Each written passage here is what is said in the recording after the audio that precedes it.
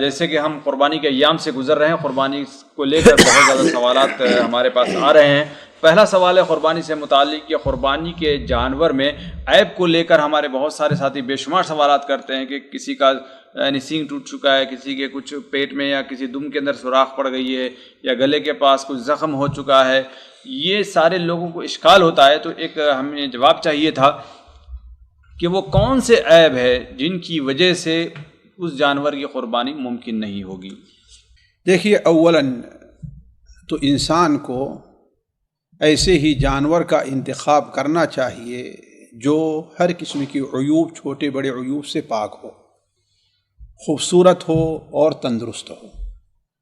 ایسے ہی جانور کی قربانی کرنی چاہیے۔ ان اللہ طیب لا يقبل الا الطیب، یہ چیز تو ہمیشہ ذہن میں رہنی چاہیے۔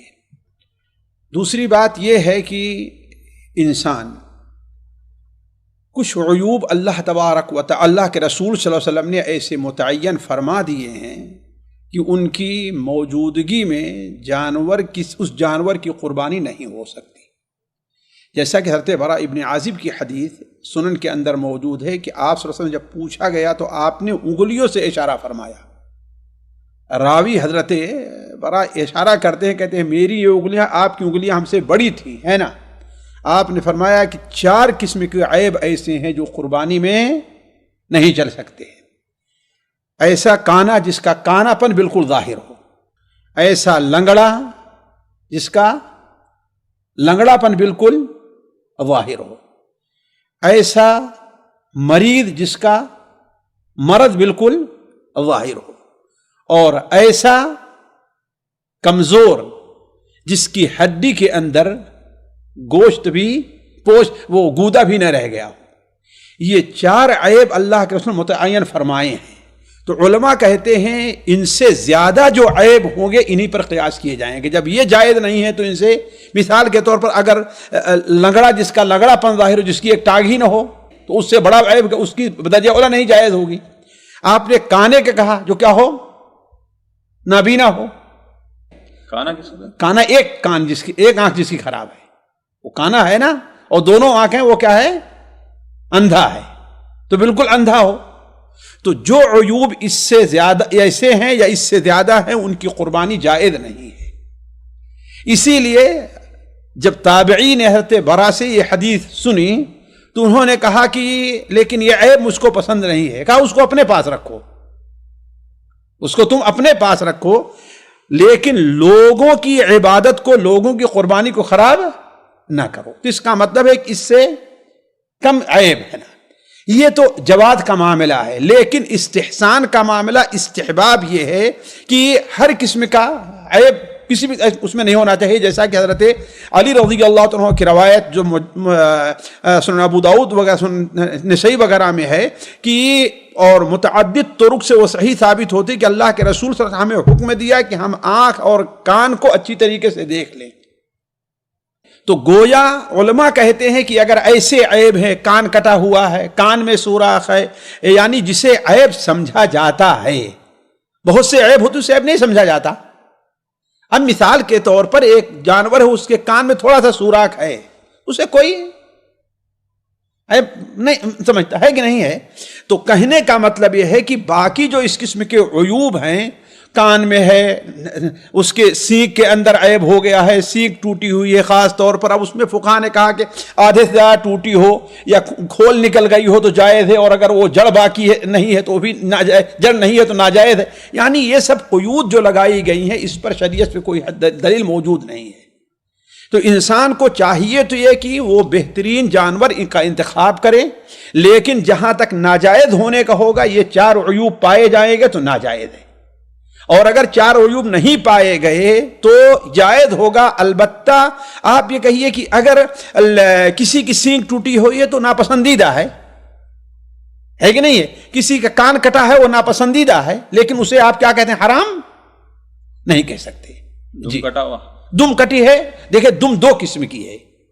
ایک دم وہ ہے جو عام جانوروں کی ہے، اور ایک دم جو چھترا ہوا کرتا ہے جس کے وہ اس کی ایک اہمیت ہے، جو پیچھے رہتا نہیں، اس کی ایک اپنی اہمیت ہے، وہ چربی جس میں رہا کرتی ہے اور اس کی ایک قیمت ہے۔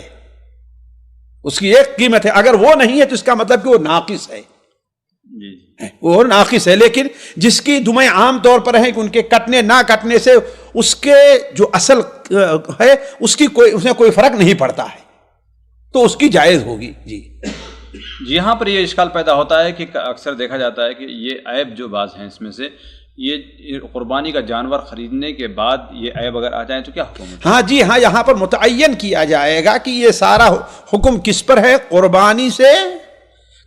قربانی خریدنے سے پہلے ہے۔ لیکن قربانی کا جانور خرید لینے کے بعد اگر یہ چھوٹے قسم کے معمولی عیب ہیں پیدا ہو جاتے ہیں تو ان کا کوئی اعتبار نہیں ہے، اس لیے متعین کرنے کے بعد یہ پیدا ہو گئے ہیں۔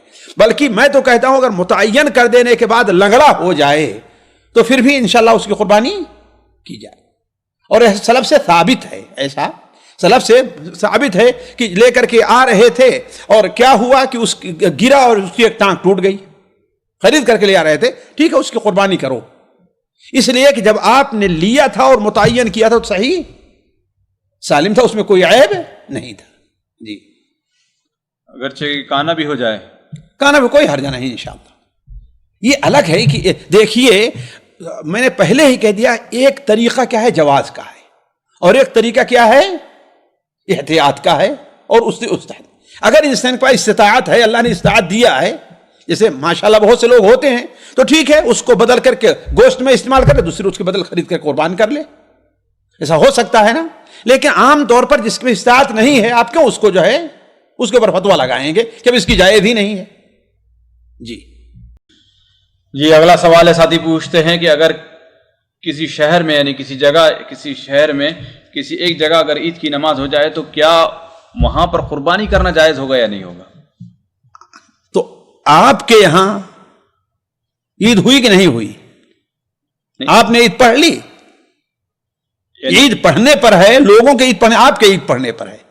اچھا، آپ کے عید پڑھنے پر معاملہ ہے، نہ کہ لوگوں کے عید پڑھنے پر ہے۔ جی تو آج کے دور میں جیسے شیخ محترم یہ بالکل واضح ہو جائے گی کہ بہت ساری جگہوں پر ایسے سننے میں آ رہا ہے کہ جیسے عید الفطر میں لوگوں نے گھروں میں نماز پڑھی، ویسے یہاں پر بھی اگر گھر میں نماز پڑھ لیتے ہیں تو جو گھر میں نماز پڑھے گا اس کے بعد فوری قربانی کر سکتا ہے، کوئی حرج نہیں۔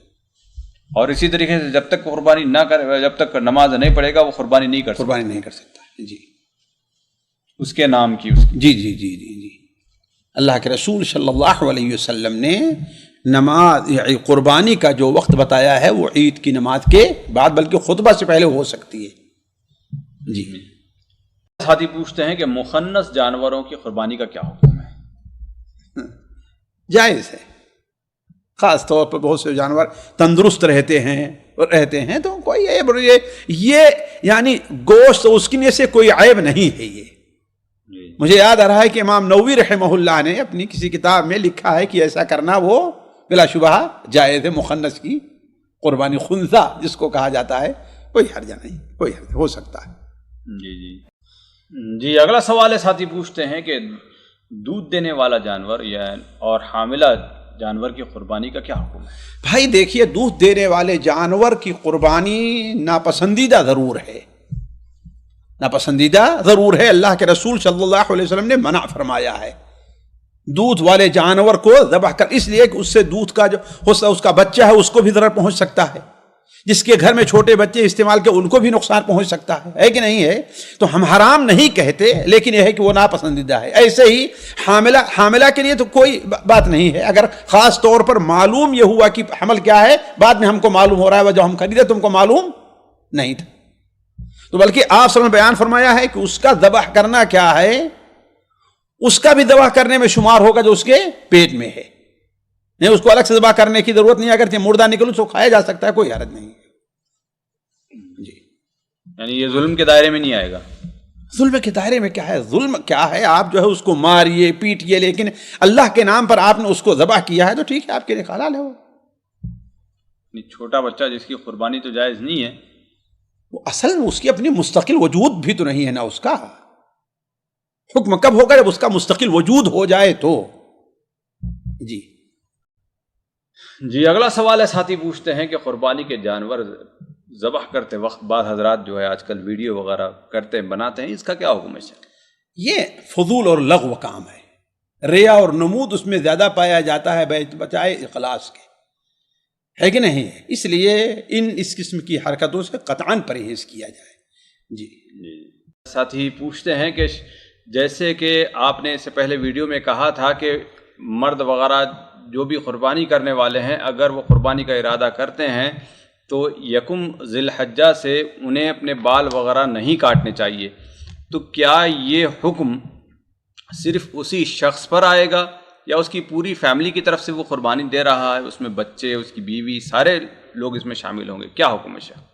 دیکھیے، حدیث کے الفاظ بظاہر یہی بتا رہے ہیں کہ جو شخص قربانی کر رہا ہے لیکن جو قربانی نہیں کر رہا ہے اس کے اوپر یہ حکم نہیں آئے گا۔ لیکن ہم نے پچھلی ہی مجلس میں کہا تھا کہ احتیاط کا تقاضا یہی ہے اور بہتر یہی ہے کہ گھر والے بھی رکے رہیں۔ اس کی دو وجہ ہے۔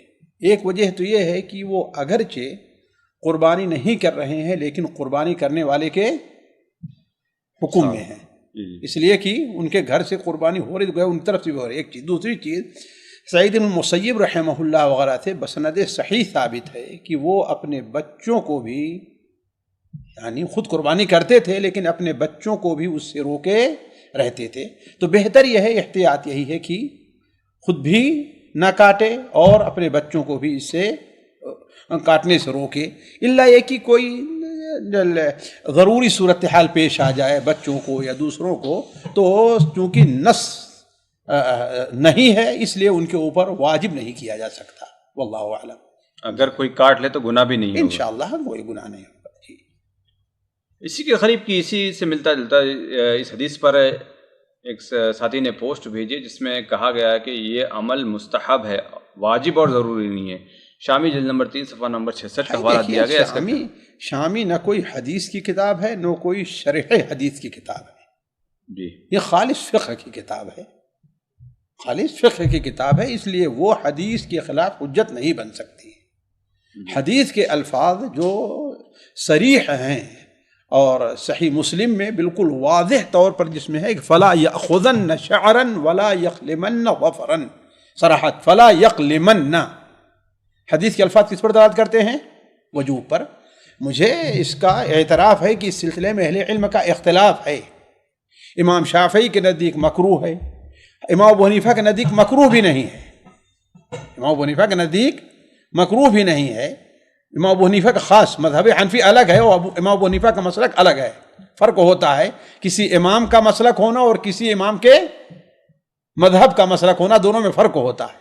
اچھا، یہ بھی ہے اس میں؟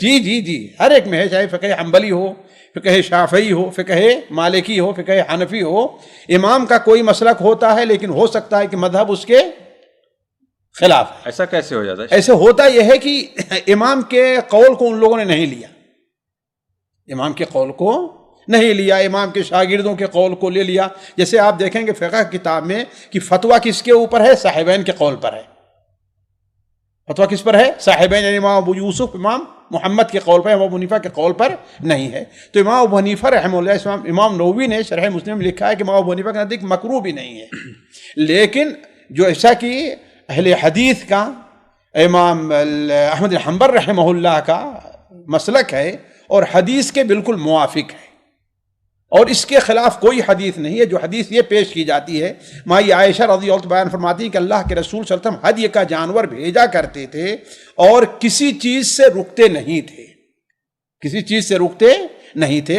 لیکن فرق ہے اولاً ہدی کا جانور میں اور قربانی کے جانور میں، یہ قربانی کے ساتھ خاص ہے۔ حج کا جانور انسان یعنی حج میں قربانی کرے گا لیکن جاتا ہے، تمتع کرتا ہے، لیکن ضروری ہوتا اس کے اپنے بال کو کاٹنا، اس کے بال کو کاٹنا، ایک چیز۔ دوسری چیز، احرام باندھ کر کے حج کے جانور کو ساتھ لے جانا، اگر جا رہا ہے ظاہر بات ایسی حالت میں کیا کرے گا؟ وہ بال ناخن نہیں کاٹے گا۔ اور یہاں یہ مسئلہ کس کا ہے؟ قربانی کرنے کا ہے۔ گویا قربانی کی نیت کرنے والے کو اللہ کے رسول صلی اللہ علیہ وسلم نے محرم کے حکم میں قرار دیا ہے کہ جس طریقے سے محرم احرام باندھ لیا اور اگر اس کو ہدیہ دینا ہے تو اس وقت تک نہ کاٹے جب تک کہ اپنا جانور ذبح حتی یبلغ الہدی محلہ۔ اسی طریقے سے جب تک کوئی شخص قربانی کا جانور ذبح نہ کر لے تب تک اپنے ناخن اور بال کو نہ کاٹے. حدیث کے الفاظ صریح ہیں کہ یہ جائز نہیں ہے. واللہ اعلم. یعنی اس کا مطلب اتنی تاکید کے بعد اگر کوئی ایسے کر لیتا ہے, بھول سے اگر کرے تو کوئی حرج بھائی نہیں ہے, لیکن بھول اگر جان بوجھ کر کرتا ہے تو کیا حکم ہوگا؟ تو گناہ کر رہا ہے. قربانی پر اس کا کوئی اثر نہیں پڑتا. قربانی پر اس لیے کہ قربانی جو عمل ہے اس سے اس کا کوئی تعلق نہیں ہے. جی جی. قربانی کے ذبح کرنے سے ہے لیکن عمل قربانی سے اس کا کوئی تعلق نہیں. لہذا قربانی اس کی صحیح ہوگی, اپنی جگہ ہوگی. یہ ہے کہ ایک ایسے عمل کا مرتکب ہو رہا ہے جس کی شریعت نے اجازت نہیں دی ہے. جی.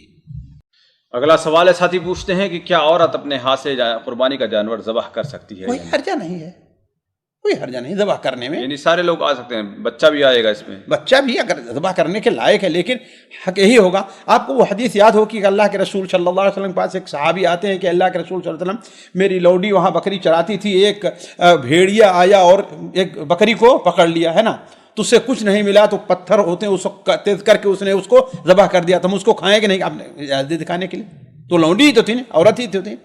تو عورت کا ذبیحہ اس میں کوئی شک نہیں ہے کہ وہ جائز ہے. جی. اگلا سوال ہے, ساتھی پوچھتے ہیں کہ شیخ محترم, قربانی کے جو جانوروں کی جو قسمیں بتائی گئی ہیں, براہ کرم ان سارے قسموں کے ساتھ ان کی کتنی عمر ہونی چاہیے, مختصر بتا دیں. بھائی دیکھیے, اس سلسلے میں دو قول بڑا اہم ہے. اللہ کے رسول صلی اللہ علیہ وسلم کا حدیث جو صحیح مسلم میں ہے کہ لا تذبحوا الا مسنہ. جی. لا تذبحوا الا مسنہ. اب مسنہ کی تفسیر کے اندر اہل علم کا اختلاف ہو گیا ہے. عموماً جمہور علماء اسی طرف گئے ہیں کہ مسنہ وہ ہے عموماً کہ بکری جو ہے کیا ہے, وہ 1 سال. امام شافعی کے نزدیک 2 سال ہے, اور گائے 2 سال. امام شافعی کے نزدیک 3 سال ہے کہ نہیں, اور اونٹ سب کے نزدیک 5 سال ہے. یہ ہے مسنہ, یہ مسنہ ہے. البتہ دمبا کے لیے یہ اجازت ہے کہ الجذعۃ یوفی مما یوفی کیا ہے منہ الثنی, او کما قال علیہ الصلوۃ والسلام. جذع جو 6 مہینے کا ہوتا ہے, 6 مہینے سے اوپر کا, سال سے نیچے ہوتا ہے, یہ اس کے مقابل میں ہے جس کے مقابل میں کیا ثنی یعنی جو ہے سال بھر کا جانور ہوا کرتا ہے. یعنی 6 مہینے میں کافی ہو جائے گا. جی, وہ 6 مہینہ کا ہے, اس سے اوپر جا رہا ہے تو کافی ہے. دمبا, اس کو ہماری زبان میں کیا کہتے ہیں؟ ہمارے جہاں میں بعض علاقے میں جو ہے وہ چھتری کہتے ہیں, بعض علاقے میں چھترا ہے نا کہتے ہیں, دمبا کہتے ہیں, چھترا کہتے ہیں. تو وہ اگر ہے تو انشاءاللہ اگر 6 مہینے سے اوپر ہو گیا تو وہ کافی ہوگا.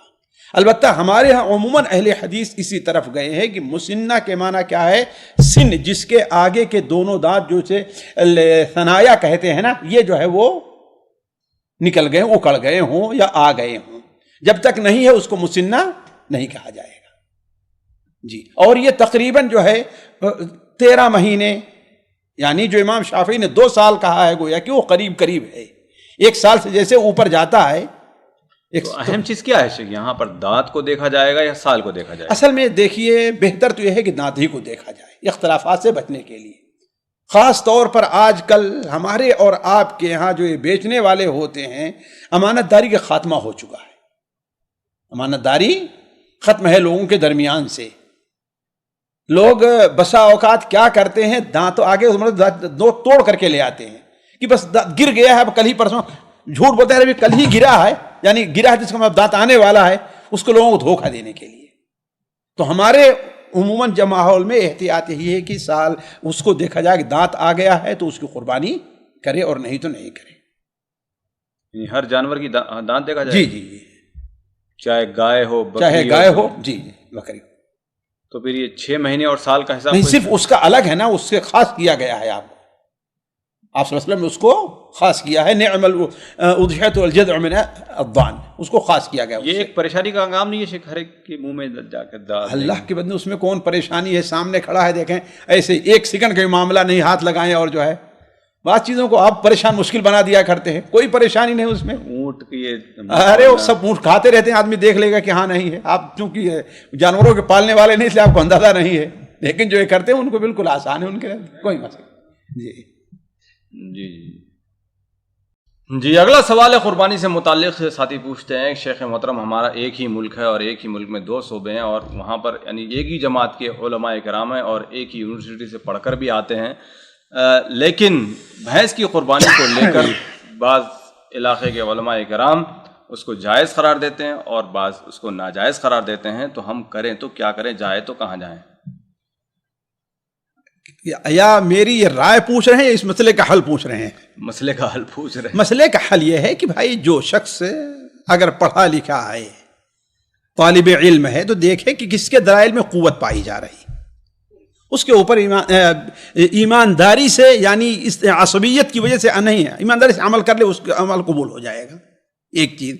دوسری چیز یہ ہے کہ اگر نہیں ہے تو ٹھیک ہے، وہ اپنے علاقے کا جس کو ایمان اور تقوی کے لحاظ سے بہتر سمجھتا ہے علم کے لحاظ، اس کے اوپر عمل کر لے، اس کی ذمہ داری پوری ہو جائے گی۔ یا اختلاف سے بچنے کے لیے بھینس قربانی نہ کرے، جہاں کہہ رہے ہیں وہاں گائے قربانی کی عام اجازت ہے، وہی کر لے اختلاف سے بچنے کے لیے۔ لیکن جہاں تک میری رائے کا تعلق ہے، میرا دل اس پر مطمئن ہے کہ بھینس کی قربانی جائز ہے، سنت نہیں ہے، بھینس کی قربانی جائز ہے، اس کے ناجائز ہونے کی کوئی دلیل نہیں ہے۔ صرف یہ کہ ہاں بھائی گائے اور بھینس دونوں الگ ہیں، اور گائے کو ومن البقر اثنین، یہ اتنی حجت کافی نہیں ہے۔ جب سے بھینس کا تصور آیا ہے امام عمر بن عبدالعزیز امام مالک کے زمانے سے، لوگ اسے ایک ہی اسی کے جنس سے سمجھتے رہے ہیں، بلکہ جاموس گاؤ میش اس کا نام ہی ہے گاؤں میں، یعنی جس طریقے سے اعتبار کیا کہ اونٹوں کی الگ الگ قسمیں ہیں، اسی طریقے سے گائے کی ایک قسم کیا ہے، وہ بھینس بھی ہے۔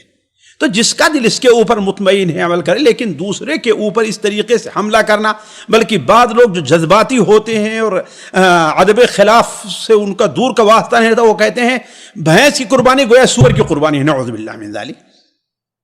جمہور علماء اس کے قائل ہیں اور سور کی قربانی کر رہے ہیں، نعوذ باللہ۔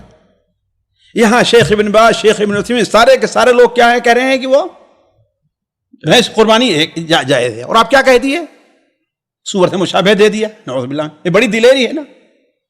کوئی بھی معتبر عالم جو سمجھدار ہے مجھے نہیں ملا جس نے اتنی لمبی بات کہی ہو، بہت کہی ہے اگر کسی نے تو کہی ہے بھائی میرا دل اس پر مطمئن نہیں ہے، جو اس پر مطمئن ہے وہ کرنا چاہے وہ کرے، کوئی بات نہیں، ٹھیک ہے، بڑی معقول سی بات ہے۔ جیسے شیخ الحدیث عبد اللہ رحمانی رحمہ مرعات نے لکھا کہ میرا دل اس پر مطمئن، جبکہ ان کا ایک فتویٰ ہے کہ انہوں نے جائز قرار دیا، کون پہلے کا ہے کون بعد کا ہے واللہ عالم، لیکن فتوے میں ہے جائز کی، اور مرعات میں انہوں نے کیا لکھا ہے کہ میرا دل اس کے اوپر جو دلیل دیتے ہیں اس پر میرا دل مطمئن نہیں ہے۔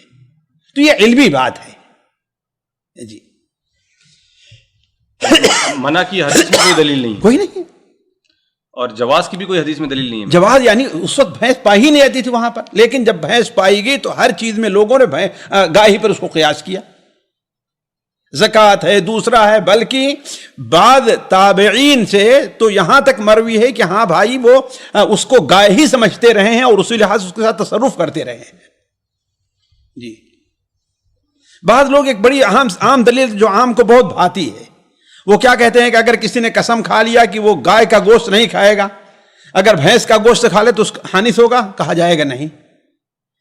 یہ دلیل بالکل سطحی ہے، عرف اور ہوتا ہے، حقیقت اور ہوتی ہے۔ مثال تو کسی نے کہا کہ میں گوشت نہیں کھاؤں گا اور قیمہ کھا لیا تو بتائیے حانث نہیں ہوگا نا، اس لیے دونوں الگ الگ سمجھے جاتے ہیں، صح ہے کہ نہیں ہے، لیکن حقیقت میں کیا ہے، قیمہ گوشت الگ چیز ہے۔ تو اس قسم کی سطحی دلیلیں لا کر کے عوام کو بیوقوف بناتے ہیں یہ لوگ، بلکہ ایک صاحب سے بحث ہونے لگی تو ان لوگوں نے یہاں تک یعنی بالکل عربی سے نابلد ہے، جاہل آدمی ہے، صرف اردو پڑھ کر کے ایسے 2-4 فتوے لے لیا۔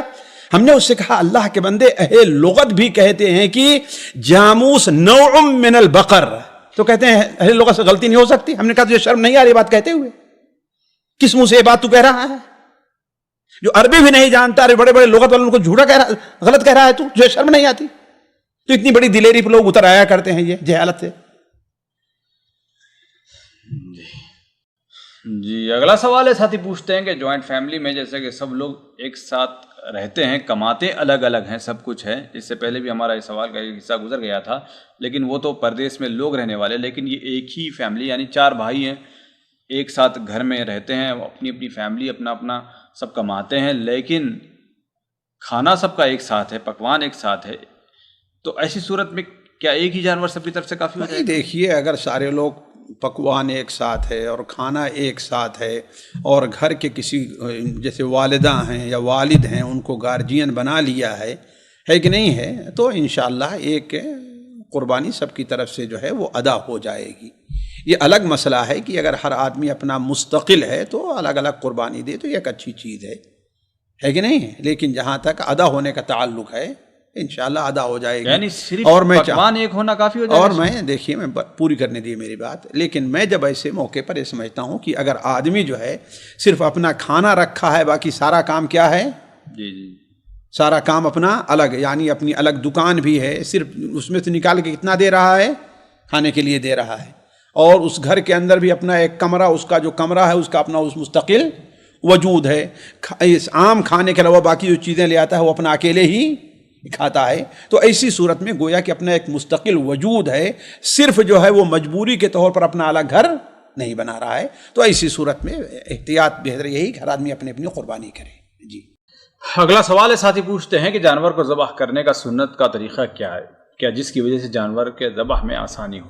بھائی دیکھیے نبی کریم صلی اللہ علیہ وسلم نے اس سلسلے میں آپ کا جو طریقہ ہے وہ یہ ہے کہ آپ صلی اللہ علیہ وسلم چھری کو تیز کیا کرتے تھے، بلکہ آپ نے اس کا حکم دیا ہے وَإِذَا ذَبَحْتُمْ فَأَحْسِنُوا الذِّبْحَ، جب ذبح کرو تو اس میں بھی احسان کے پہلو کو مد نظر رکھو، وَلْيُحِدَّ أَحَدُكُمْ شَفْرَتَهُ، اپنی چھری کو تیز کر لے اور اپنے ذبیحہ کو آرام دے۔ تو دوسری چیز یہ ہے کہ جیسا کہ اسے بائیں کروٹ لٹایا جائے گا، دائیں سے اس کا منہ اور دایاں پیر جو ہے اس کے گردن پر رکھ کر کے اس کو تیزی سے چھری چلائی جائے گی، تیزی سے چھری چلائی جائے گی تاکہ جلدی اس کی روح نکل جائے۔ اس میں بعض علماء یہ کہتے ہیں کہ زیادہ اس کے پیر کو زیادہ زور سے خاطر ذبح ہو جانے کے بعد زیادہ زور سے دبائے رکھنے کی بھی ضرورت نہیں ہے، کیوں؟ اس لیے کہ اس میں اس کو جو تڑپتا ہے نا اس میں روح وغیرہ نکلنے میں آسانی ہوا کرتی ہے، اور اس کے لیے ظاہر بات ہے ضروری ہے کہ انسان بسم اللہ کہہ کر کے ذبح کرے۔ یہ تو واجبات بلکہ شرائط میں سے ہے، اگر بسم اللہ کے ساتھ اللہ اکبر کہہ لیتا ہے تو یہ بھی اللہ کے رسول صلی اللہ علیہ وسلم سے ثابت ہے۔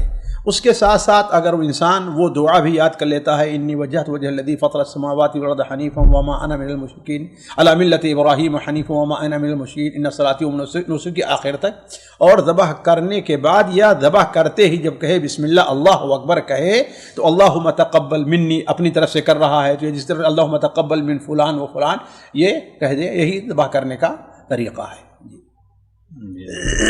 یعنی یہاں پر جو آپ نے کہا کہ اس کو تڑپتا ہوا چھوڑ دینا چاہیے، تو بہت سارے لوگ دیکھنے میں آتا ہے پیروں کو باندھ دیا جاتا ہے جانور کے، تو اس کا کیا ہوگا؟ بھائی پیروں کو باندھتے ہوں گے اس لیے بڑے جانور کو تاکہ ذبح کرنے میں اس کو آسانی ہو، جی ہے نا؟ تو اب اگر وہ کر دیا ہے تو مصلحت اگر سمجھی جا رہی کہ اپنے پیروں کو وہ پٹ کے تو اس کو چھوڑ دینا چاہیے، اور اگر نہیں ہے تو دونوں پیر بندھے ہیں تو اپنا حرکت تو کریں گے ہی، ہے نا؟ لیکن میرا مقصد یہ ہے کہ جو ہاتھ سے پکڑ کر کے دبائے رکھتے ہیں گردن کٹ جانے کے باوجود بھی، جب تک نہیں کٹی ہے تب تک تو اس کو دبانا ہے، ورنہ کھڑا ہوگا، ہے کہ نہیں؟ لیکن جب دیکھیے اب ذبح ہو گیا ہے، اب یہ اس کے اٹھنے میں طاقت نہیں ہے تو اس کو تھوڑا سا ڈھیلا کر دے یا چھوڑ دے۔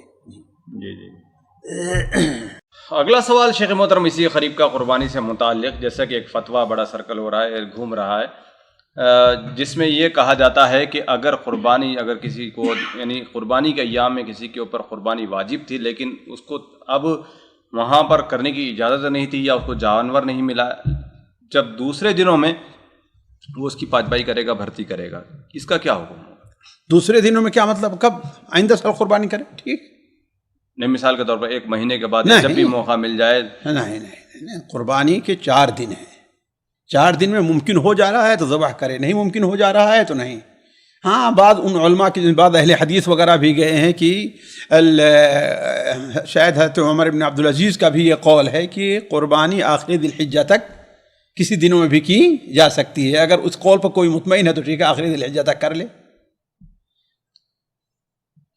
ہے کہ نہیں ہے؟ اس کی اپنی ایک قوت ہے. یہ مکے میں جو محدث ہیں ولوی، جنہوں نے سنن نسائی کی شرح لکھی ہے اور معتبر اہل حدیث عالم ہیں، انہوں نے تو اسی کو راجح قرار دیا ہے کہ ہاں آخر ذی الحجہ تک قربانی ہو سکتی ہے. لیکن اصل راجح قول یہی ہے کہ قربانی کے کیا ہیں، وہ 4 دن ہیں. کل ایام التشریق ذبح، جیسا کہ مسند احمد وغیرہ میں یہ روایت حسن سند سے مروی ہے. جی، یعنی وہ قرضہ باقی نہیں ہے، قرضہ نہیں، وہ قرضہ نہیں، یہ ایک چیز آپ کے اوپر سنت مؤکدہ ہے واجب کے طور پر، لیکن امکان نہیں رہا تو ساقط ہو گئی آپ سے. جی، اگلا سوال ہے، ساتھی پوچھتے ہیں کہ بے نمازی کا ذبیحہ کا کیا حکم ہے؟ اگر آپ اس کو مسلمان سمجھتے ہیں تو اس کا ذبیحہ جائز ہے، اور اگر آپ اس کو کافر سمجھتے ہیں اس کا ذبیحہ جائز نہیں. فیصلہ کر لیجئے آپ. سمجھنے میں تو بہت کچھ ہو جاتا ہے. تو بہت کچھ میں فتویٰ ہے، بہت کچھ بدل جایا کرتا ہے، بہت کچھ میں.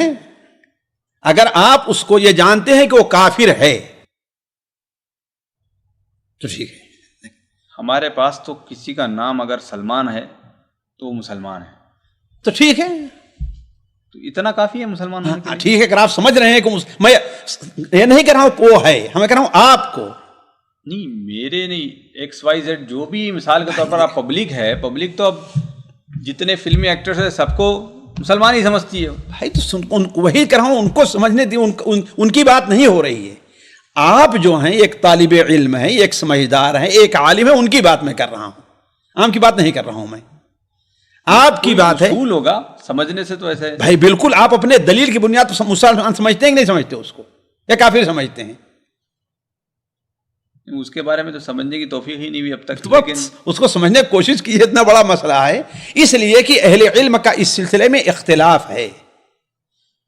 جمہور یہی گئے ہیں کہ نماز کا تارک کافر نہیں ہے، اور بہت سے علماء قدیم زمانے ہی سے اس طرف ہیں کہ نماز کا چھوڑنے والا کافر ہے. اب اس میں 2 رائے ہو گئی ہے.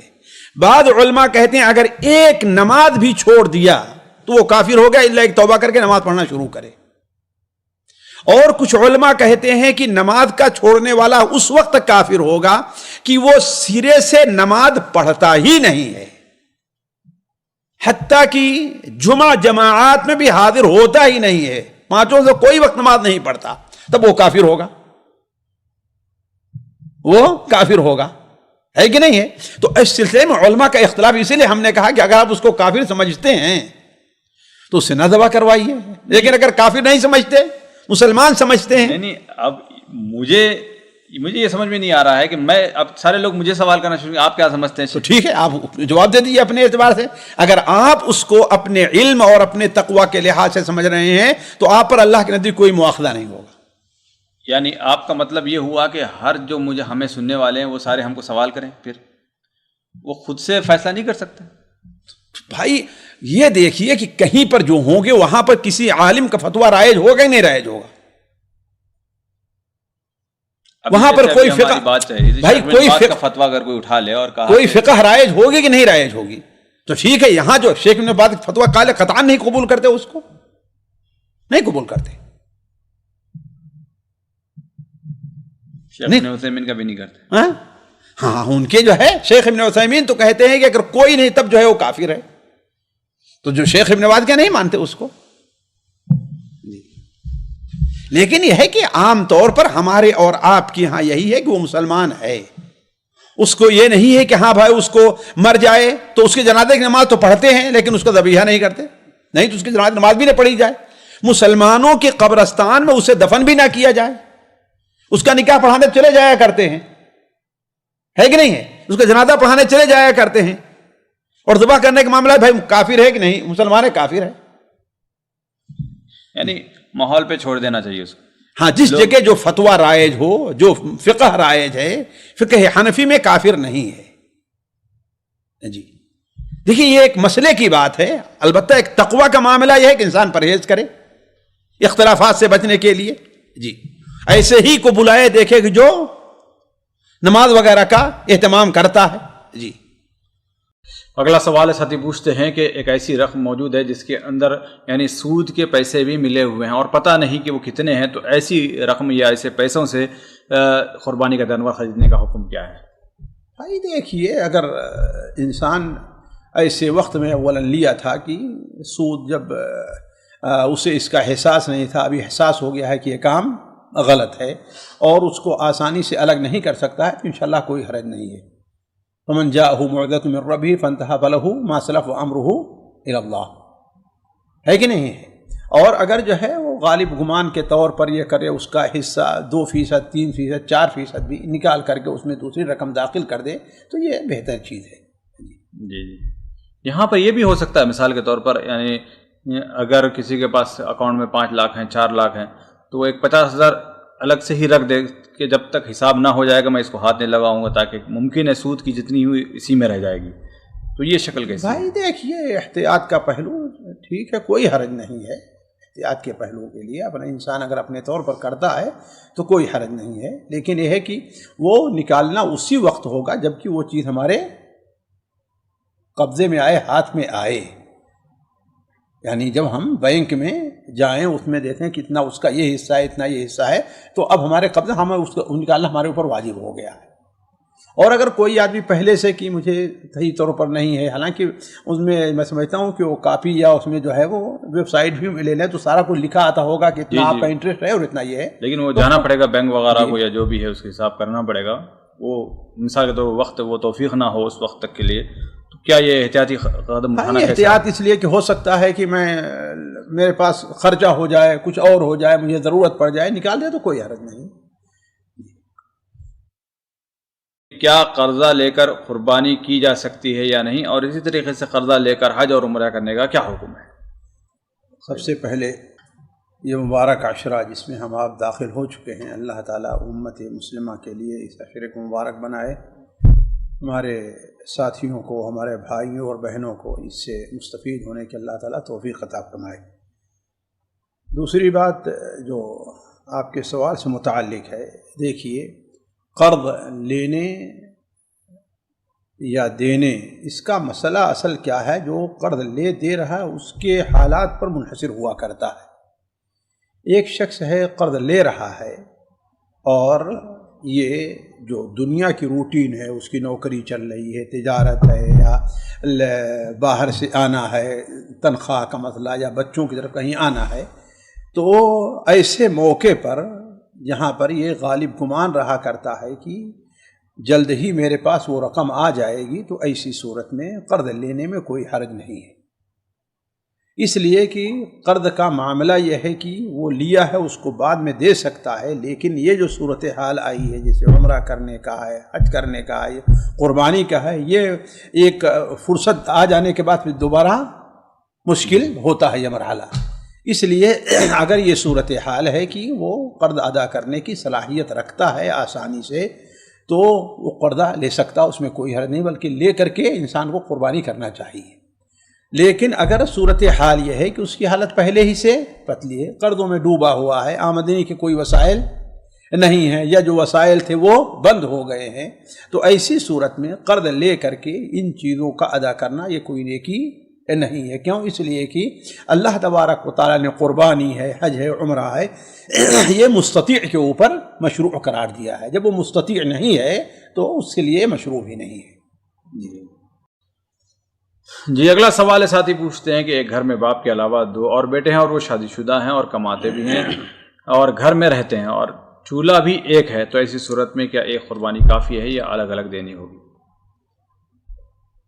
الحمدللہ، دیکھیے، یہ قربانی اگر چولہا ایک ہی ہے اور سب لوگ، دیکھیے کمانے کی صورت ہوتی ہے کہ اگر چولہا ایک ہے لیکن ہر آدمی کما کر اپنا الگ الگ بنا رہا ہے، اپنا حصہ اس میں ڈال دیتا ہے اور باقی اپنے طور پر بنا رہا ہے، تو ایسی صورت میں گویا کہ ہر آدمی اپنے طور پر خود مختار ہے، اپنے طور پر خود مختار ہے، لہذا اب ایسی صورت میں ہر ایک کو اپنی اپنی قربانی دینی چاہیے۔ لیکن ایسی صورتحال ہو جیسے عموماً ہمارے اور آپ کے ہاں سارے لوگ کماتے ہیں، چاہے دکان کا ہے، کھیت کا ہے، کسی کا وہ سارا کیا ہے وہیں پر رہتا ہے، والد والدہ کے ہاتھ میں، تو ایسی صورت میں جو ہے وہ ایک قربانی جو ہے وہ کافی ہو جائے گی۔ لیکن دیکھیے، کافی ہونے کا معنی یہ ہے کہ وہ جو سنت کفائی ہے یا واجب کفائی وہ سب طرح ادا ہو جائے گا، لیکن اگر اللہ نے استطاعت دی ہے اور اگر کرنا چاہتا ہے تو اچھی چیز ہے. شرط یہ ہے کہ وہاں پر فخر و مباحات نہ پائی جائے, ہے نا. دکھاوا صرف یہ ہے کہ شکر ہے اللہ تعالیٰ نے ہمیں دیا ہے کہ نہیں, بہت کچھ دیا ہے. اگر ہم اللہ کی رضا کے لیے ان دنوں میں سب سے بہتر کام کیا ہے, وہ قربانی کرنا ہے. اگر ہم اللہ کی رضا کے لیے ایک جانور ذبح کر دے رہے ہیں تو کیا برا ہے. یعنی یہاں پر یہ بھی شکل کی جیسا آپ نے ابھی کہا میرے خیال ہے کہ اگر یعنی کماتے الگ ہیں, بینک بیلنس الگ ہے ان لوگوں کا, لیکن چولہا ایک ہے, تب واجب ہوگا ان کے اوپر الگ الگ دینا. ہاں, اگر جو ہے چولہا ایک ہے لیکن ہر آدمی کی تجارت اپنی الگ ہے, وہ اپنا بنا الگ رہا ہے. جیسے ہوتا ہے نہیں ہے کہ ایک آدمی تجارت کام اپنا, اس کی الگ دکان ہے, اس کی الگ دکان ہے, ہر آدمی مستقل اپنا ہو گیا ہے. صرف کھانے کے لیے بھی ذرا والد کے احترام میں, والدہ کے احترام میں اپنا کیا ہے کہ ایک ہی جگہ اکٹھا ہے لوگ, اور سب لوگ اپنا کچھ یہ دے دیتا ہے, کوئی کم لے آتا ہے, کوئی زیادہ لا کر کے اپنا کھانا ساتھ چلا رہے ہیں. ایسے کچھ بھائیوں کو ہم نے دیکھا ہے. جی مطلب مہینے کا جتنا آ جاتا ہے بجٹ خرچ ہو جاتا ہے وہ اس میں سب بانٹ لیتے ہیں آپس میں. تو ایسی صورت میں گویا یہ سمجھیے کہ شخصیت کے طور پر, تشخص کے طور پر اپنا الگ الگ ہیں لوگ, ہے نہیں, اپنا الگ الگ ہیں. اس لیے ایسی صورت میں ہر ایک کو اپنی الگ الگ قربانی دینی ہے. یعنی تشخص یعنی کب مانا جائے گا شک الگ, صرف بینک بیلنس اپنا الگ ہونا یا تجارت الگ کر لینا؟ نہیں بھائی, دیکھیے دو صورتیں ہوتی ہیں اس میں. یا آدمی جو کما رہا ہے اس پر اپنا اس کا مستقل ہے, اور جہاں پر خرچ کر رہا ہے, جہاں رکھ رہا ہے, جو کچھ بنا رہا ہے اس کا اپنا مستقل ہے. اپنے لیے گھر الگ سے بنا رہا ہے نا, اپنے حساب سے بچوں کو جیسے چاہتا ہے کھلاتا اور پلاتا ہے, دوسرے کے بچوں سے اس کا کوئی تعلق نہیں ہے, جیسے کہ ہوتا ہے عام طور پر. تو اس کا مطلب ہے کہ اپنا مستقل مانے جائیں گے. جی اگلا سوال ہے, سادتی پوچھتے ہیں کہ میں اپنے پیسے سے اپنے بہن کی طرف, مرحوم بہن کی طرف سے قربانی کرنا چاہتی ہوں, تو کیا میں ان کی مرحوم بہن کی طرف سے قربانی کر سکتی ہوں؟ اور اسی طریقے سے اگر میں کروں گی تو کیا وہ گوشت میں اور اپنے گھر والے مل کر اس کو کھا سکتے ہیں یا صرف مکمل طور پر صدقہ کرنا پڑے گا؟ بھائی دیکھیے, اس سلسلے میں میت کی طرف سے قربانی کے سلسلے میں میرے نزدیک معتدل رائے یہی ہے کہ اولاً تو انسان مکلف ہے وہ, یا اس سے مطالبہ ہے اپنی طرف سے قربانی کرنے کا. اصل قربانی کیا ہے, وہ جو لوگ موجود ہیں ان کی طرف سے اصل قربانی ہے کہ نہیں. اس لیے ہر شخص جو قربانی کی استطاعت رکھتا ہے تو اولاً وہ مکلف ہے کہ اپنی طرف سے قربانی کرے. اگر اپنی طرف سے قربانی کرے, دوسری طرف قربانی کر رہا ہے, تو یہ چیز غیر مشروع ہوگی, یہ چیز غیر مشروع ہوگی. دوسری چیز, میت کی طرف سے جو قربانی ہے ہم یہ کہتے ہیں کہ یہ جائز ہے, یہ سنت نہیں ہے. سنت ہم اس لیے نہیں کہتے ہیں, کسی حدیث سے صراحتاً یہ ثابت ہو کہ آپ صلی اللہ علیہ وسلم نے میت پر قربانی کرنے کا حکم دیا ہو. بعض حدیث سے اشارہ مل رہا ہے, بات سے صرف اشارہ مل رہا ہے. اور جو سب سے قوی اس سلسلے میں دلیل ہے وہ یہ ہے کہ یہ مالی عبادت ہے, اور مالی عبادت جو بندہ کرتا ہے کسی میں طرف سے وہ پہنچتی ہے. لہذا یہ چیز کیا ہے, وہ عبادت پہنچے گی انشاءاللہ, جائز ہے. تو جو بہن کہہ رہی ہیں اگر وہ ان کے استطاعت ہے پہلے اپنی طرف سے کریں, یا یہ ہے کہ وہ گھر میں مکلف ہیں, کوئی دوسرا یعنی اپنے باپ کے ساتھ رہتی ہیں, ہے کہ نہیں ہے, اور ان کے پاس پیسہ ہے, تو ٹھیک ہے, وہ اپنی بہن طرف سے قربانی کرنا چاہیے, کر سکتی ہیں, یہ جائز ہے. امید کریں کہ اللہ تعالیٰ اس کا اجر ان کو دے گا, اس کا اجر ان کو دے گا. دوسری چیز, جہاں تک گوشت کے کھانے کا تعلق ہے, اس سلسلے میں کوئی ممانعت وارد نہیں کہ اللہ کے رسول صلی اللہ علیہ وسلم جب اپنی قربانی میں مردوں زندوں دونوں کو شریک کیا کرتے تو وہ گوشت آپ تقسیمی کیا دیا کرتے تھے. حالانکہ حضرت عبداللہ مبارک رحمہ اللہ کا یہی قول ہے, اور علامہ عبد الرحمن مبارک پوری رحمہ اللہ صاحب تو اس طرف گئے ہیں کہ اسے صدقہ کر دیا جائے. کیوں؟ اس لیے کہ وہ صدقہ کے حکم میں سے اسے غریبوں پر تقسیم کر دیا جائے, تو ان کو اختیار ہے الحمدللہ, چاہے خود کھائیں یا پورا کا پورا صدقہ کر دیں, لیکن صدقہ کر دیں تو اختلاف سے بچنے کے یہی طریقہ بہتر ہے. جی شیخ محترم, یہاں پر مالی عبادت سے لے کر ایک نقطہ لوگ پیش کرتے ہیں کہ جس میت سے کوئی تعلق ہو پرانا تو تبھی میت کی طرف سے قربانی. یہ بات غلط ہے, اس کی کہاں سے دلیل ہے, یہ دلیل کہاں سے؟ جیسے اللہ کے رسول نے فرمایا کہ والد صالح یدعو لہ ہے, یہ کہاں یعمل لہ ہے, تو اس کا نہیں, یعنی والد. میری سنیے بات سنیے, تو کیا مطلب یہی کہتے ہیں دعا صرف بچے ہی, غیر بچے کی دعا قبول نہیں ہوگی؟ ساتھیوں نہیں پہنچے گی دوسرے کو، نہیں یہ تو زبان ہی ہو جائے گی پھر تو پہنچے گی. یعنی کہنے کا مطلب یہ ہے کہ یہ تحدید کرنا کہ نیک اولاد ہی کی قربانی، یہ بات صحیح نہیں ہے. حضرت ایوب علیہ السلام کے قصے میں آتا ہے آپ صلی اللہ علیہ وسلم نے اسے بطور یعنی اس کے بیان کیا کہ یعنی بطور استحسان کے کہ وہ شخص اگر کہ کہتے تھے کہ میں جاتا رہتا، دو شخص اگر جو ہے آپس میں کسی بات پہ اختلاف کر رہے ہیں، کسی نے قسم کھا لی تو میں جا کر اس طرف سے قسم کا کفارہ میں ادا کر دیتا تھا تاکہ وہ اللہ کا نام بغیر حلال کے نہ لیا جائے. اگر وہ بھول جائے کفارہ نہ دے تو اللہ تعالیٰ کے نام سے قسم کھائی گئی قسم کا کفارہ ادا ہو جائے. تو اس طریقے سے بلکہ امام نووی رحمہ اللہ نے جہاں اس پر اجماع نقل کیا ہے کہ مالی عبادات کوئی ضرورت نہیں کہ صرف اولاد ہی کی طرف سے ہو، اس کی کوئی دلیل نہیں ہے. جی یعنی کوئی تعلق، کوئی تربیت، کوئی ضروری نہیں ہے، کوئی بھی ایکس وائی زیڈ کوئی بھی کر سکتا ہے کسی کی طرف سے. کون ایسے کر رہا جسے آپ جو ایک نقطہ پیدا کر، کون ایسے کر رہا ہے؟ ہر آدمی جو ہے کرتا اسی سے جس سے کوئی نہ کوئی تعلق رہتا ہے، دوستانہ تعلق ہے، خاندانی تعلق ہے یا کوئی اور تعلق ہے، ورنہ کوئی سڑک چلتا ہوا آدمی کہے کہ ہاں کر رہے ہیں. یعنی تربیت کا کوئی تعلق اس کے ساتھ ہونا چاہیے، کوئی اس کی شرط نہیں ہے. اس کی دلیل لے آئیں آپ. مثال کے طور پر میں اپنے دادا کی طرف سے کرنا چاہوں یا کوئی بھی اپنی دادی کی طرف سے کرنا چاہوں، ہم نے ان کو دیکھا ہی نہیں زندگی میں. کوئی بات نہیں، ٹھیک ہے، آپ کے دادا تو ہیں نا، کوئی ضروری ہے کہ دیکھا ہے آپ نے؟ دیکھیں آپ نے، اگر دیکھیں تبھی آپ کے دادا ہوں گے، اگر نہیں دیکھیں تو آپ دادا نہیں رہیں گے. نہیں، مگر ان کی ہماری تربیت میں ان کا بھائی تربیت کا لفظ آپ کہاں سے لے آ رہے ہیں؟ یہ کہاں دلیل اس کی کہاں ہے؟ یعنی کسی کو نیک بنانے میں جیسے نقطہ یہی پیش کیا جاتا ہے. بھائی تو ہو سکتا ہے کہ انہوں نے آپ کے والد کو نیک بنایا، یہی سلسلہ چلا آ رہا ہے. تو یہ نقطہ پیدا کرنا کہ ہاں تربیت میں دخل ہو تبھی تو آپ پہنچے گا، یہ نقطہ کہاں سے آیا ہے؟ جی حد سے زیادہ ظاہریت طرف جانا جو ہے انسان کو بھٹکا دیتی ہے. یعنی اس کی کوئی شرعی کوئی حقیقت نہیں ہے. تو مالی عبادت کی مکمل یعنی کیا بڑی دلیل کیا ہے؟ کوئی کسی کی طرف صدقہ، اسی بلکہ خود مقدمہ مسلم میں ہے کہ امام عبداللہ برا کا صدقہ کے بارے میں کسی کا کوئی اختلاف نہیں ہے. صدقہ کے بارے میں کسی کوئی اختلاف نہیں ہے، تو کوئی کسی طرف سے صدقہ کرے، دعا کرے، یہ ہو سکتا ہے. کوئی کس حدیث سے کون سی بڑی دلیل ہے جس سے یہ؟ بھائی اللہ کے رسول صلی اللہ علیہ وسلم نے، جبکہ یہ علماء کا بتا اتفاق ہو گیا کہ ہاں بھائی صدقہ غیر طرف سے کیا جا سکتا ہے، آپ نے اس کی کوئی تحریر نہیں کی کہ کون کرے، ہے نا؟ ٹھیک ہے، ہو سکتا دلیل کی وہاں ضرورت ہے جو لائق منع کرے کہ ہاں بھائی اس کی کیا ممانعت کی دلیل ہے. سامعین کرام، ہمارے علمی اور عوامی دروس اور سوال و جواب کی مجلسوں سے آپ خود بھی مستفید ہوں اور اپنے دوست و احباب کے ساتھ بھی شیئر کریں. عین ممکن ہے کہ آپ کے شیئر سے کسی کی اصلاح اور آپ کے لیے صدقہ جاریہ بن جائے.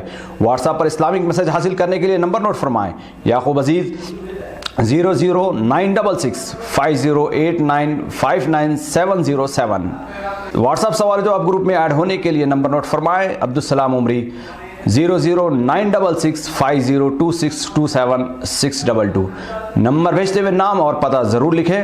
اسی طرح ہمارے یوٹیوب چینل اسلامی دعویٰ کو ضرور سبسکرائب کریں تاکہ ہماری ہر نئی اور اہم ویڈیو کی اطلاع آپ کو فوری حاصل ہو جائے.